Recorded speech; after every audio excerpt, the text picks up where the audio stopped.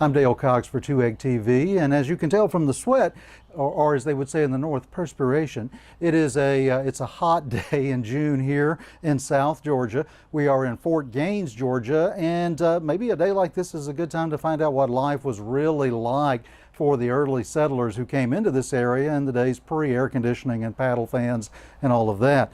We are exploring what they call the old toll house, or the old bridge house here in Fort Gaines, Georgia. This house is believed to have once belonged to John Dill. He had been a sergeant in the U.S. Army. He later became a major general in the Georgia militia, and he married a woman named Elizabeth Stewart.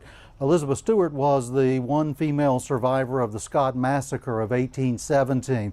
This battle took place downriver near Chattahoochee, Florida. It was the first U.S. defeat of the Seminole Wars. It took place when on November 30th, 1817, a force of several hundred Red Stick Creek, Seminole, Miccosukee, Alachua, Black Seminole or Maroon, and other warriors attacked a U.S. Army supply boat that was coming upriver. That battle ended with the deaths of 34 U.S. soldiers, 6 women, and 4 children. Among the survivors, and the only female survivor, was Elizabeth Stewart.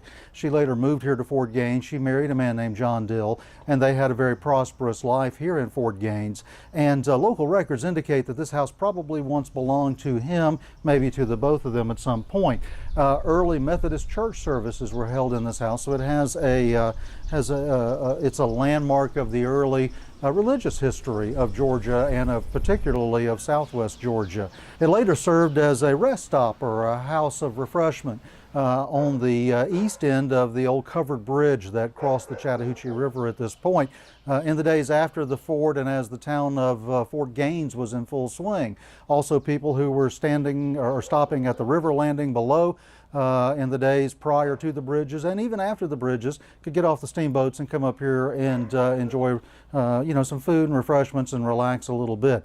This beautiful old home is in need of some work, and the local historical society is working on that. So when you come here, be sure to check out the historical marker, and there is a sign here on the front of the house that will tell you a little bit more about its history. But this is one of the oldest standing structures in Southwest Georgia, and it's definitely worth stopping to take a look at.